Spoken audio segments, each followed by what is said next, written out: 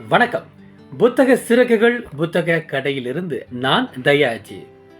இன்று உலக புத்தக தினம். உங்களுக்கு குறிப்பாக புத்தகங்களை நேசிக்கின்றவர்களுக்கு இனிய புத்தக தின நல்வாழ்த்துக்களை சொல்லிக் கொள்வதில் மகிழ்ச்சி.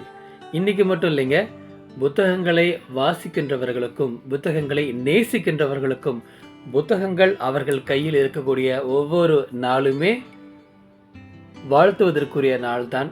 ஒவ்வொரு நாளுமே கொண்டாட்டம் தான். இந்த நல்ல நாளில், இந்த உலக புத்தக தினத்தில் ஒரு நல்ல விஷயத்த நாங்கள் தொடங்கலான் இருக்கோம். அது என்னன்னா, கவிதைகள் சொல்லவா அப்படின்ற அங்கத்தில் நான் வாசித்து எனக்கு பிடித்த, நான் ரொம்பவும் ரசித்த கவிதைகளை உங்களோடு பகிர்ந்து கொள்ளலாம் என இருக்கின்றேன்.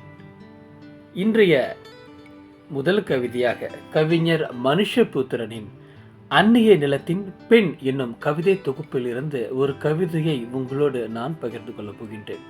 கவிதைகள் சொல்லவா அங்கத்தில் நான் வாசித்து எனக்கு ரொம்பவும் பிடித்த, நான் ரசித்த கவிதைகளை உங்களோடு சொல்வதற்கு, உங்களோடு பகிர்ந்து கொள்வதற்கு நானுமே ரொம்பவும் ஆவலாக இருக்கின்றேன்.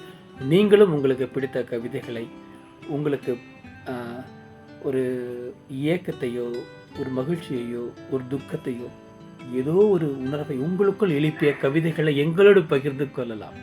அந்த கவிதைகள் குறித்து நாம் தொடர்ந்து உரையாடலாம். இந்த கவிதை காணாமல் போக முடியாது என்ற தலைப்புல கவிஞர் மனுஷபுத்திரன் எழுதியிருக்கின்றார். இப்படி சொல்லலாம், நாம நம்முடைய வாழும் நாளில் பல பேரை இழந்திருப்போம், பல பேரை தொலைச்சிருப்போம், பல பேரை விட்டு விலகியிருப்போம், பல பேர் நம்ம விட்டு போயிருப்பாங்க, நிரந்தரமாக போயிருப்பாங்க, எங்கே இருக்காங்கன்னே தெரியாத ஒரு சூழ்நிலை எங்கேயோ போயிருப்பாங்க. ஆனால் இந்த கவிஞர் என்ன தெரியுமா சொல்கிறாரு? யாருமே எங்கேயுமே போகல. அதுதாங்க சொல்கிறாரு, யாருமே எங்கேயுமே போகலை, எல்லோருமே நம்ம கிட்ட தான் இருக்காங்க.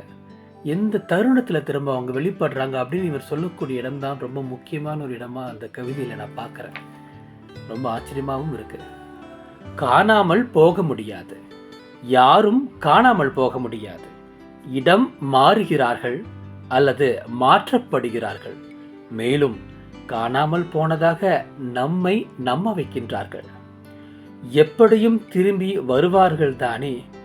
கொஞ்சம் ரூபம் கலைந்தோ, ஓர் உடலாகவோ ஒரு செய்தியாகவோ. இந்த பௌர்ணமி எங்கெங்கும் பொழியும் வரை யாரும் யாரையும் விட்டு ரொம்ப தூரம் போக முடியாது. இந்த பௌர்ணமி எங்கெங்கும் பொழியும் வரை யாரும் யாரையும் விட்டு ரொம்ப தூரம் போக முடியாது. இந்த கண்ணீர் இவ்வளவு உப்பாக இருக்கும் வரை, இந்த கண்ணீர் இவ்வளவு உப்பாக இருக்கும் வரை யாரையும் அவ்வளவு நிரந்தரமாக தொலைக்கவும் முடியாது. இந்த கண்ணீர் இவ்வளவு உப்பாக இருக்கும் வரை யாரையும் அவ்வளவு நிரந்தரமாக தொலைக்கவும் முடியாது. தொலைஞ்சிட்டாங்க, நம்மளை விட்டு போயிட்டாங்க, அவங்கள இழந்துட்டோம் அப்படின்னு நாமளே ஒரு முடிவு எடுத்தாலும் கூட நினைவுகள் மூலமாக, இந்த கண்களில் வழியும் கண்ணீர் மூலமாக அவங்க வேற எங்கேயுமே போகல. எப்பெல்லாம் அவங்கள நினைத்து நம்ம கண்ணீர் வடிக்கிறோமோ அப்பெல்லாம் அவங்க நம்மோடு தான் இருக்கிறாங்க அப்படின்னு ஒரு செய்தி தான் கவிஞர் மனுஷபுத்திரன் இந்த கவிதையில் சொல்லிட்டு போகிறதா நான் பார்க்குறேன். காணாமல் போக முடியாது. ஆமாம், இந்த கவிதை வாசிச்சதுக்கு அப்புறமா தான் தெரியுது, எப்பெல்லாம் அவங்கள நினச்சி நாம் அழுகுறோமோ, எப்பெல்லாம் நாம் ஏங்குறோமோ, எப்பெல்லாம் கண்ணீர் வடிக்கிறோமோ, அது சிரிப்பால் வர கண்ணீராக இருக்கலாம், சிதைந்து நாம் அழும்போது வரக்கூடிய கண்ணீராக இருக்கலாம்.